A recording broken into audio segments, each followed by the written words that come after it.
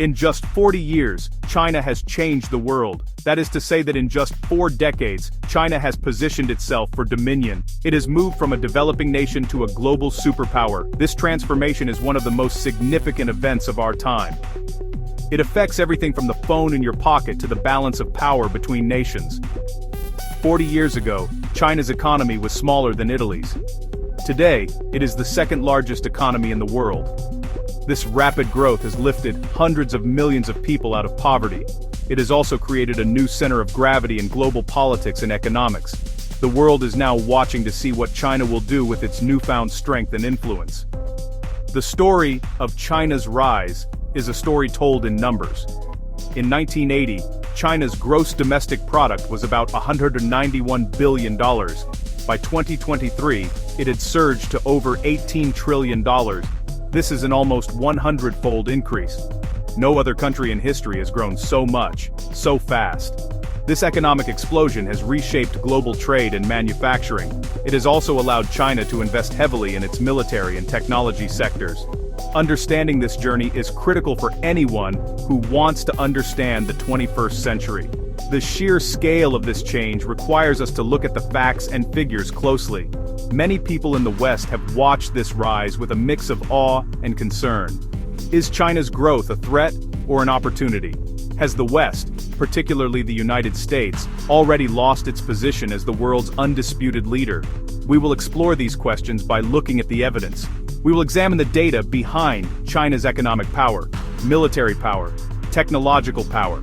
Rather than creating alarm, this will be a clear and measured assessment using verifiable facts to paint a picture of China's journey and its implications for the world. This introduction will set the stage for our deep dive into China's power play. First, we will establish the central question: how did China become so powerful in just 40 years? We will explore the idea that power today is measured in multiple ways, not just through military might. We will explain how we will analyze China's economy, its military modernization, as well as its advancements in science and technology. The facts will speak for themselves. Before we carry on, please like, share, and comment on this video. Thanks, and let's begin by defining how we measure a nation's power in the modern era. To understand China's position today, we must first understand how we measure national power. In the 21st century, power is not just about the size of an army, it is a complex mix of economic strength, military capability, scientific innovation, technological leadership. A country with a strong economy can fund a large military. It can also invest in research and development to create new technologies. These different kinds of power all support each other.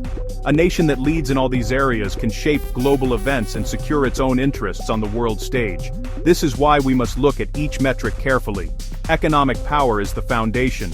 It is the engine that drives everything else. A large and growing economy gives a country immense influence. It can become the world's factory, producing goods that everyone needs. It can also become a major trading partner for many other nations, creating economic dependencies.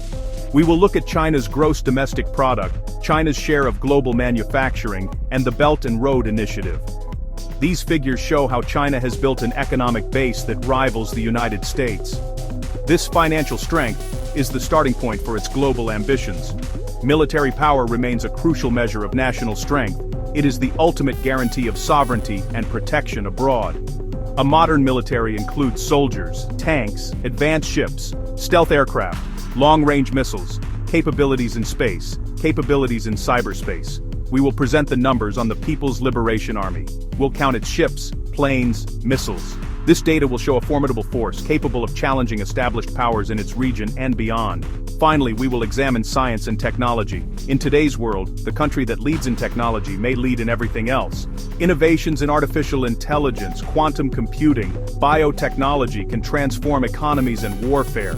Control over critical resources, rare earth elements, gives strategic leverage. We'll track patents, publications, and dominance of the rare earth supply chain. By looking at all these metrics together, we can build a comprehensive, fact-based picture of China's power today. China's economic story begins with a major shift in policy. In 1978, leader Deng Xiaoping introduced a new direction called reform and opening up. Before this, China had a centrally planned economy. The government controlled all production. Deng's reforms allowed for market forces and private business. He famously said, "It doesn't matter if a cat is black or white, as long as it catches mice." This practical approach unleashed the country's economic potential. The government established special economic zones in coastal areas like Shenzhen. These zones offered tax breaks, less regulation, to attract foreign investment. This was the spark that ignited 4 decades of unprecedented growth. The results of these reforms were staggering. From 1980 to 2023, China's economy grew at an average rate of over 9% per year. This sustained growth is unmatched in modern history. The country's gross domestic product skyrocketed from just $191 billion in 1980 to over $18 trillion in 2023. This transformed China from a poor agrarian society into an industrial powerhouse. When measured by purchasing power parity, which accounts for differences in the cost of living, China's economy has already surpassed the United States to become the largest in the world since 2014, according to the International Monetary Fund. This economic engine provided the resources for all other aspects of China's rise. This rapid growth also led to a massive wave of urbanization. In 1980, less than 20% of China's population lived in cities. By 2023, that number had climbed to over 65%. Hundreds of millions of people moved from the countryside to urban centers in search of jobs and better opportunities. This migration provided a vast and affordable labor force that fueled the manufacturing boom. Cities like Shanghai, Beijing, Guangzhou grew into sprawling megacities with futuristic skylines. This process of urbanization created huge demand for new infrastructure, including housing, roads, public transport, further driving economic activity and investment in construction and related industries. To manage this explosive growth, China accumulated the world's largest foreign exchange reserves. By controlling its currency and running large trade surpluses, the country built a massive financial safety net. At their peak, these reserves exceeded $4 trillion. As of early 2024, they still stand at over $3.2 trillion. This enormous pool of capital gives Beijing incredible financial stability and leverage. It allows the government to fund massive projects both at home and abroad, stabilize its economy during downturns, and project its economic influence across the globe. These reserves are a clear symbol of the financial power China has built over the past 40 years. A key part of China's economic strategy was to become the world's factory. By leveraging its large, low-cost labor force and government support, China became the top destination for manufacturing. Global companies moved their production lines to China to take advantage of these conditions. This led to a massive increase in China's industrial output. By 2010, China had overtaken the United States as the world's largest manufacturing nation. Today, China accounts for nearly 30% of all global manufacturing, a share larger than the next 10 largest manufacturers combined. This dominance is a cornerstone of its economic power.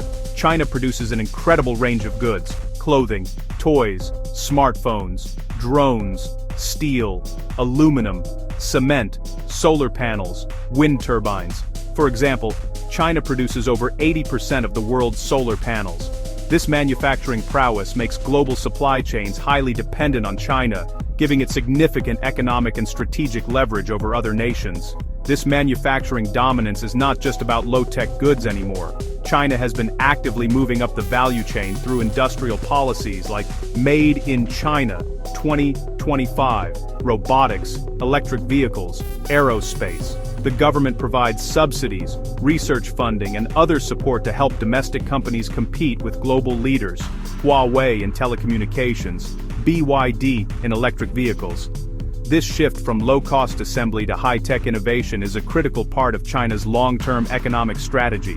The scale of China's export machine is immense. The country is the world's largest exporter of goods, with exports totaling over $3.5 trillion in 2023. Its ports, such as the port of Shanghai, are the busiest in the world, handling more container traffic than any other nation. This export-led growth model filled the country's coffers and integrated it deeply into the global economy. While China is now trying to increase domestic consumption, its role as the world's factory remains a powerful tool. Any disruption to its manufacturing sector, whether from trade disputes or pandemics, sends shockwaves through the entire global economy, highlighting the world's reliance on Chinese production.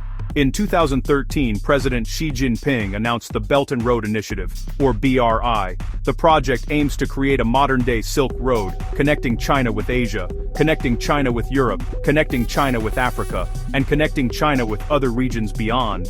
It links these regions through roads, through railways, through ports, through pipelines.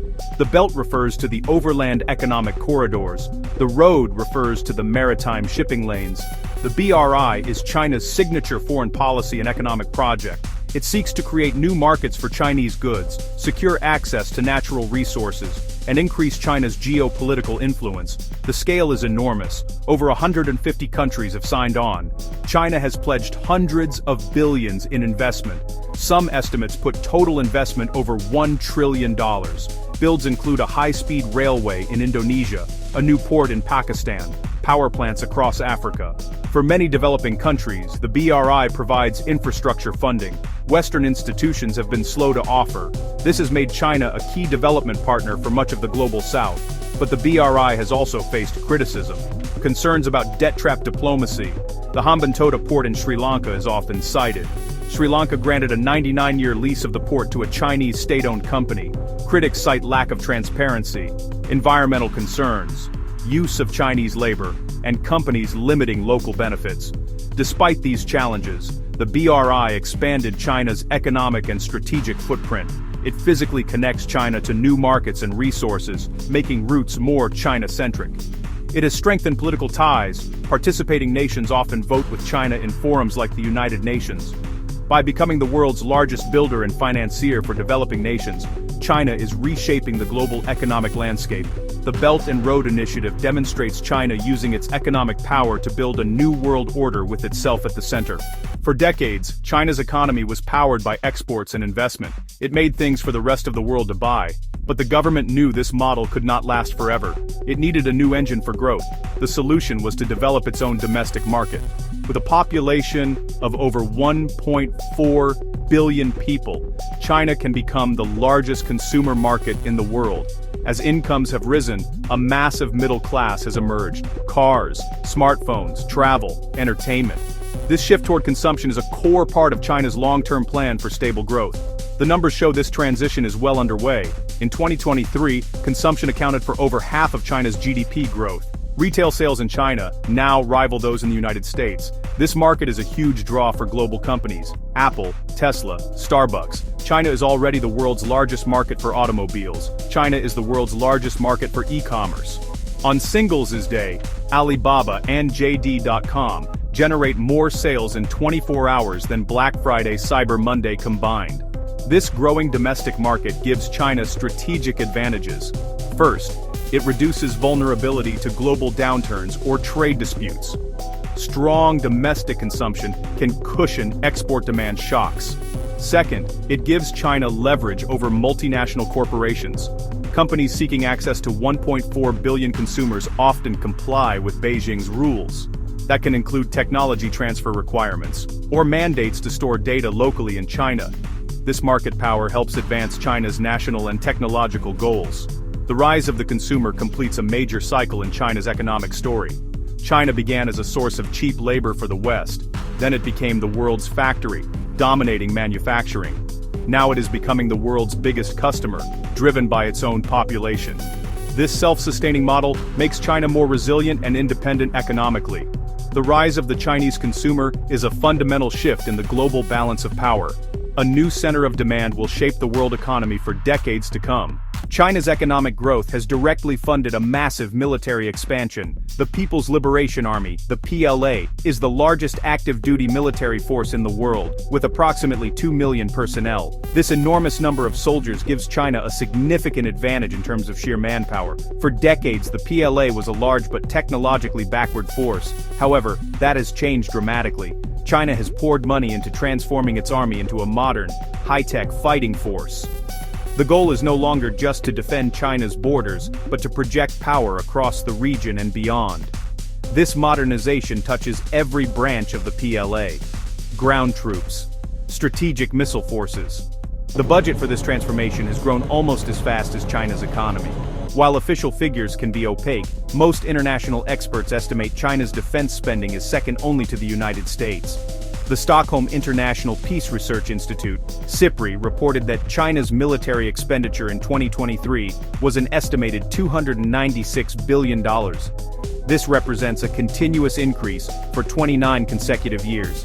This sustained investment has allowed the PLA to acquire and develop advanced weapon systems. It has allowed them to improve training. It has helped professionalize its forces. The focus has shifted from a mass infantry army to a force capable of fighting and winning what it calls local wars under high-tech conditions. On the ground, the PLA's army component has been streamlined and equipped with modern technology. It has reduced the total number of troops, but increased the quality of its equipment. Old Soviet-era tanks are being replaced. Advanced main battle tanks like the Type 99A. The infantry is now mechanized with better armored vehicles, enhanced communication systems, modern individual soldier gear. The army has also improved mobility and logistics to deploy forces more rapidly. This modernization keeps the PLA's ground forces credible and powerful, capable of defending its vast land territory. This drive is about more than hardware, it's changing structure and mindset. The PLA has undergone major organizational reforms to improve joint operations, the ability of the Army, Navy, Air Force, other branches, new command structures like the 5 theater commands, established in 2016, are meant to be more efficient and ready for modern warfare. The emphasis is on a single integrated force coordinating across land, sea, air, space, cyberspace. One of the most visible signs of China's military rise is the rapid growth of its navy. The People's Liberation Army Navy plan has transformed from a coastal defense force, a green water navy, into a true blue water navy capable of operating far from its shores. In terms of the number of ships, the plan is now the largest navy in the world. The U.S. Office of Naval Intelligence estimates that the plan has a battle force of over 370 ships and submarines, compared to the U.S. Navy's fleet of under 300.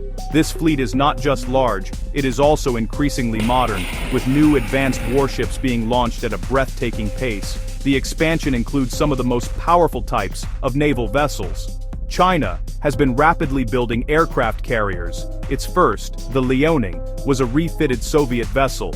It has since domestically built 2 more, the Shandong, which is already in service, and the Fujian, a much more advanced carrier equipped with electromagnetic catapults similar to the latest US carriers.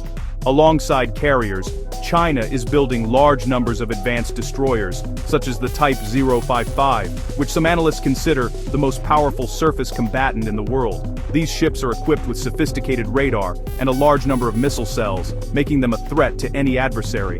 The speed of this naval buildup is unprecedented in modern history. Chinese shipyards are producing warships at a rate that far exceeds that of any other country. This industrial capacity means the plan can not only expand its fleet but also replace older vessels with state-of-the-art ones very quickly. This rapid production cycle allows China to quickly incorporate new technologies and designs into its fleet. This shipbuilding advantage is a critical component of China's long-term strategy to control its maritime periphery and challenge the U.S. Navy's dominance in the Pacific Ocean. The strategic goal of this naval expansion is clear: assert its claims in the South China Sea, protect its vital sea lanes of communication, and establish a military presence in the Indian Ocean and beyond. By building a powerful blue water navy, China aims to push the U.S. military further from its coast and create a buffer zone.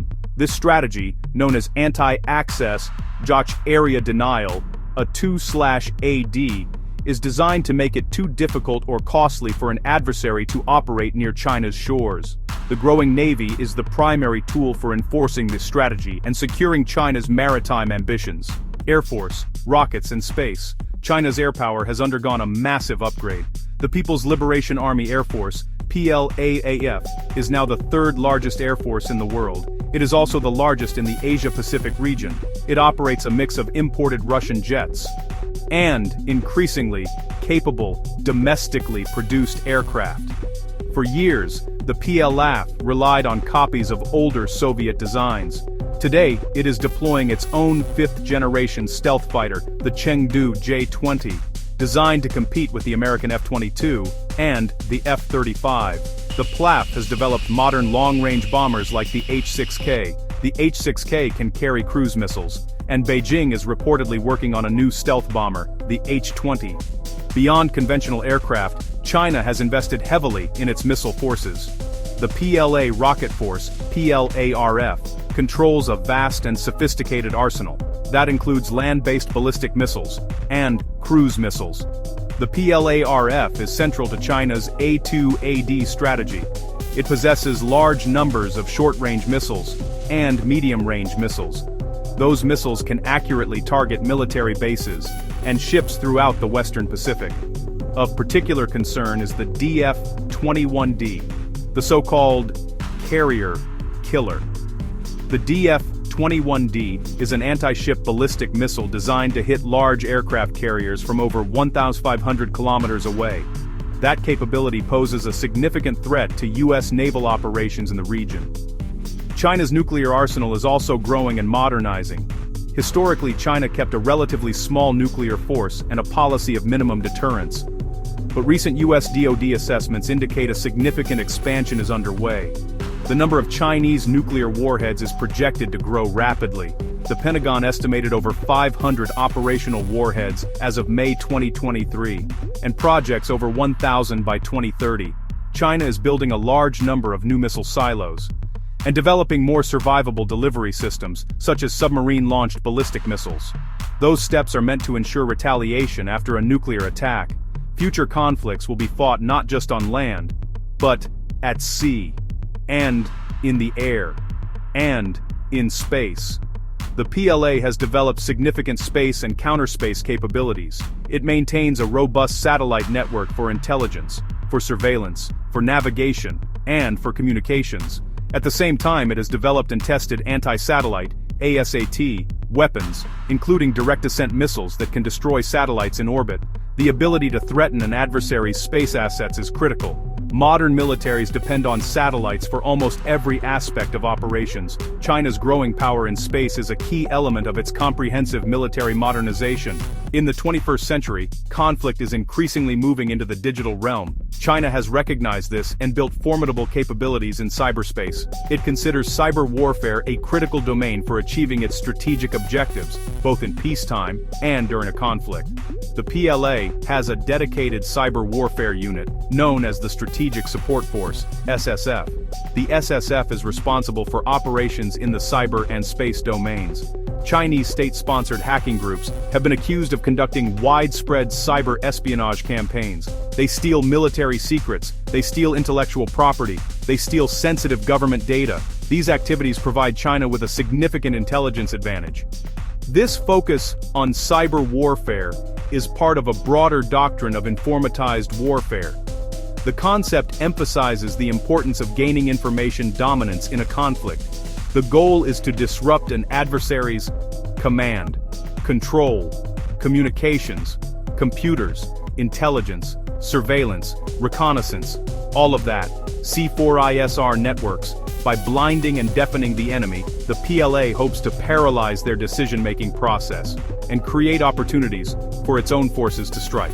This involves cyber attacks, electronic warfare, kinetic strikes against key nodes like satellites and command centers. This doctrine reflects China's understanding that the side that controls the flow of information will likely win the battle. China's overarching military strategy is known as anti-access area denial, A2AD. It is designed to prevent an adversary, primarily the United States, from intervening near China's coast, like a crisis over Taiwan. The anti-access part aims to keep enemy forces from entering the operational area, using long-range weapons like ballistic missiles and submarines. The area denial part aims to limit the freedom of movement of enemy forces already within the area, using mines, anti-ship cruise missiles, and air defenses. This strategy raises the risks and costs for any nation considering military action in China's backyard. Despite these impressive advancements, the PLA still faces significant challenges. Its forces have not been tested in a major conflict for decades, so actual combat effectiveness is unknown. While its equipment is new, there are questions about the quality of some domestically produced technology versus proven Western systems.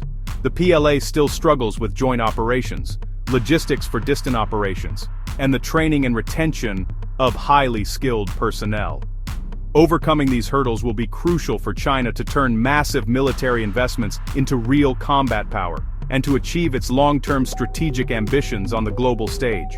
A nation's power today is measured by its scientific and technological strength. China understands this well. It has launched a massive effort to become a global leader in innovation. A key measure of this effort is spending on research and development, R&D. In 2000, China spent very little on R&D compared to other major economies. By 2023, its spending had surpassed that of the entire European Union and was rapidly approaching the level of the United States. According to the OECD, China's gross domestic expenditure on R&D reached approximately $668 billion in 2022. This massive investment is fueling advances in many different fields, from basic science to applied technology. This flood of funding has produced a surge in scientific output. Chinese researchers now publish more scientific papers than any other country in the world. While quantity does not always equal quality, the impact of Chinese research is also growing. A 2022 report from Japan's National Institute of Science and Technology Policy found that China now leads the world in the output of the top 1% most cited scientific papers, a key indicator of high-quality research. This demonstrates a clear shift. China is no longer just imitating foreign technology. It is increasingly producing its own cutting-edge knowledge and discoveries, which serve as the foundation for future technological breakthroughs. Another way to measure innovation is by looking at patents. Patents protect new inventions and show where innovation is happening. China has become the world's leader in filing patent applications. The World Intellectual Property Organization reported that in 2023, applicants from China filed the most international patent applications for the 5th year in a row. Companies like Huawei are among the top patent filers globally. This patent boom reflects a strong government push to protect intellectual property and encourage domestic companies to create their own technologies rather than relying on others, a key step in building a self-sufficient and innovative economy. This focus on R&D is a core part of China's national strategy. The government has identified key areas where it wants to achieve technological supremacy. These include artificial intelligence, quantum computing, biotechnology, and green energy. State-led programs provide funding, coordinate research efforts between universities and companies, and set ambitious national goals. The aim is to move China's economy up the value chain, from being the world's factory for low-cost goods to becoming a high-tech powerhouse that designs and produces the technologies of the future. This race for innovation is seen as essential for both economic prosperity and national security. China has made artificial intelligence, AI, a top national priority. The government's next-generation artificial intelligence development plan, launched in 2017, aims to make China the world's primary AI innovation center by 2030. The country is already a leader in specific AI applications, particularly in surveillance technology, facial recognition.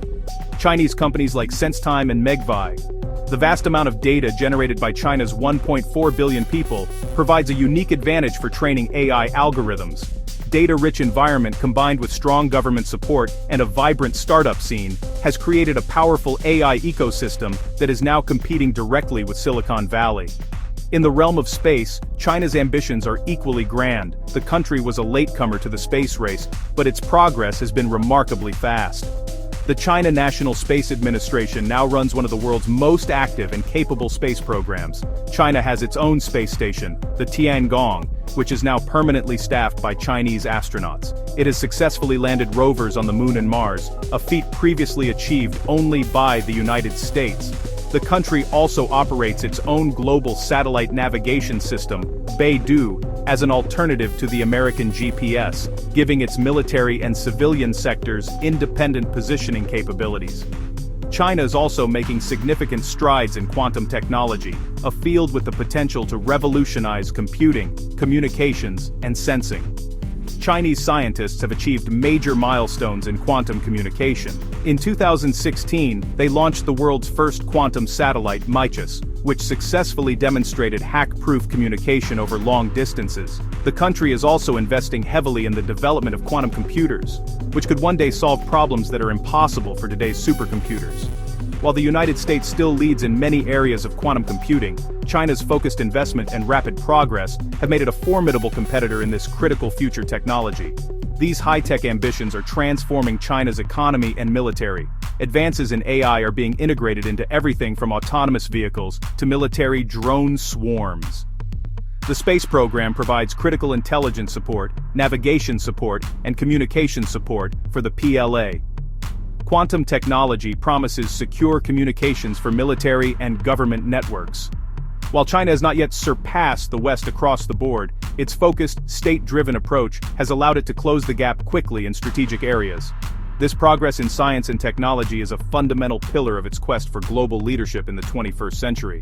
Despite its broad technological progress, China faces a major challenge in one critical area: semiconductors. These tiny electronic chips are the brains of all modern devices, smartphones, computers, advanced weapon systems. A country that cannot produce its own advanced chips is vulnerable and dependent on others. China is the world's largest consumer of semiconductors, but it imports the vast majority of the high-end chips it needs. In 2023, China spent hundreds of billions of dollars importing chips, more than it spent on oil. This dependency is a significant strategic weakness that both Beijing and its rivals recognize. The United States has used this weakness as a key point of leverage. In recent years, the U.S. government has imposed strict export controls to prevent China from acquiring the most advanced chips and the equipment needed to make them. These measures target Chinese tech giants like Huawei and restrict their access to technologies that have American components. The goal is to slow down China's technological and military advancement. These controls have had a significant impact, disrupting supply chains and forcing Chinese companies to find alternatives. This chip war has become a central battleground in the broader strategic competition between the two powers. In response, China has launched a massive national effort to achieve self-sufficiency in semiconductors. The government is pouring tens of billions of dollars into its domestic chip industry through initiatives like the National Integrated Circuit Industry Investment Fund. The goal is to build a complete domestic supply chain, from chip design software to advanced manufacturing equipment. This is an incredibly difficult and expensive task. The semiconductor industry is one of the most complex and globalized industries in the world, with key technologies dominated by a handful of companies in the US, Europe, Japan, Taiwan. While China has made some progress, a significant gap remains. Chinese companies can produce mature, lower-end chips but still struggle to manufacture the most advanced logic chips at scale. Companies like SMIC, China's leading chipmaker, are several generations behind industry leaders like Taiwan's TSMC and South Korea's Samsung. Overcoming this gap will take many years and vast investment, with no guarantee of success. The semiconductor challenge highlights that while China's technological rise is real and broad, it is not yet complete. This vulnerability will remain a major focus for Beijing's industrial policy for the foreseeable future. Beyond high-tech manufacturing, China holds a powerful trump card in a less visible but equally critical area: rare earth elements. These are a group of 17 minerals, such as neodymium and dysprosium, that are essential for thousands of modern products. They are used in smartphones, they are used in electric vehicle motors, they are used in wind turbines, they are used in stealth fighters, they are used in precision-guided missiles. While these elements are not actually rare in the Earth's crust, they're difficult and expensive to mine and process cleanly. This is where China has established a near monopoly. China's dominance is not in mining, but in processing. China mines around 70% of the world's rare earths. It controls an estimated 90% of the global processing capacity.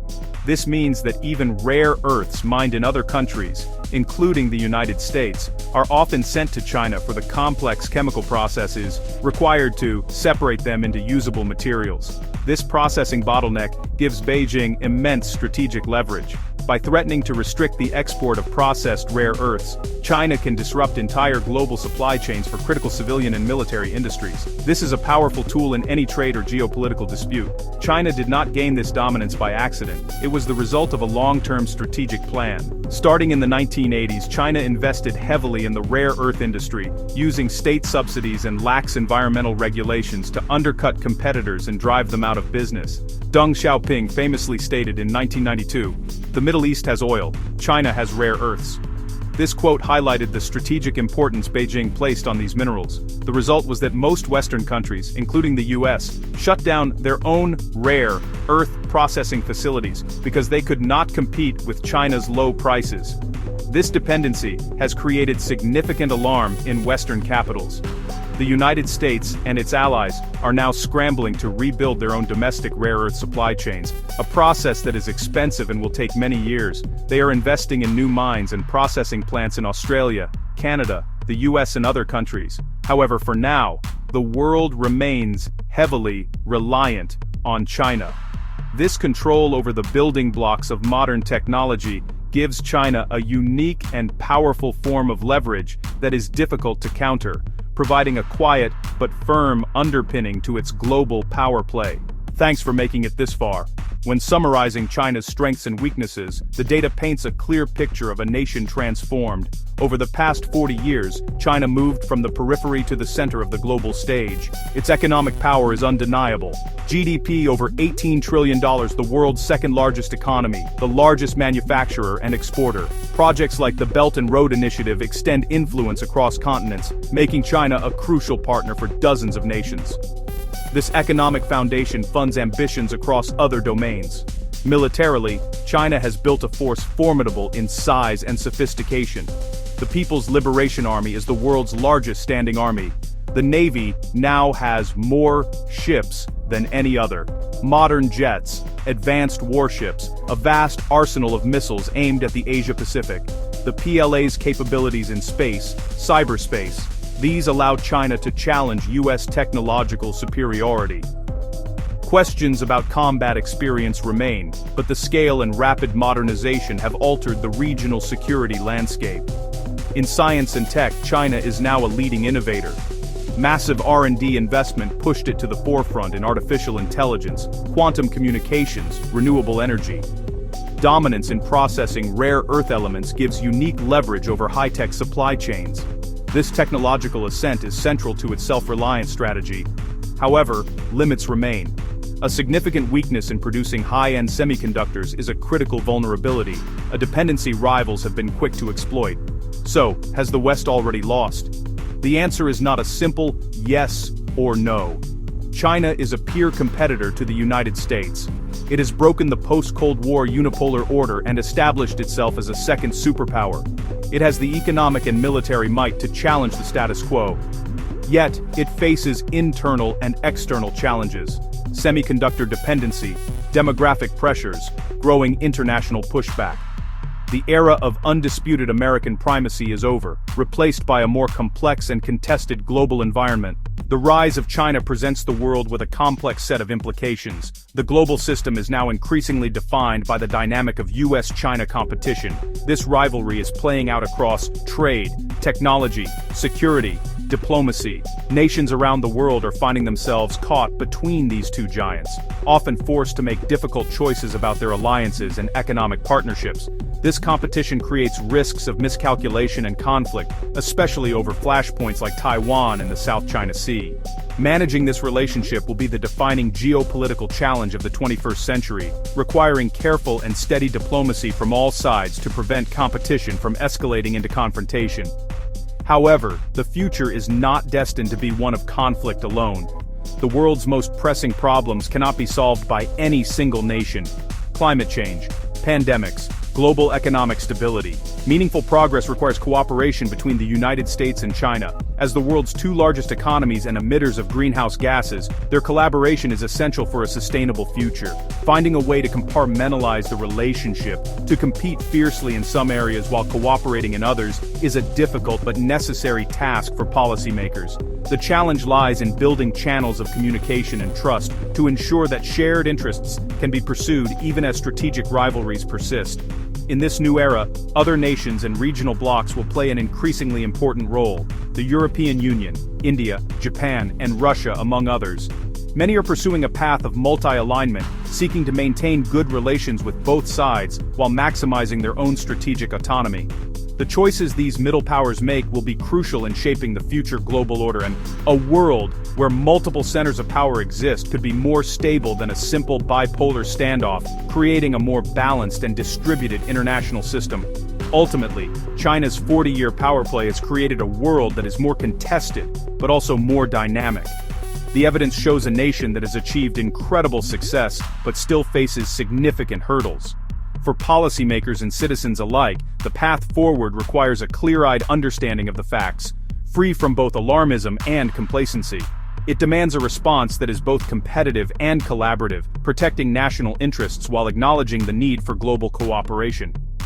The story of China's rise is not over. Its next chapter, and the world's response to it, will determine the course of the 21st and 22nd century. If you're interested in researching more, sources like the IISS Military Balance, CIPRI's Arms Expenditure Database, and reports from the IMF and World Bank offer detailed data. Thank you for watching this KeSo original video. Please like, comment, subscribe and share. And wherever you are, we wish you love and serenity.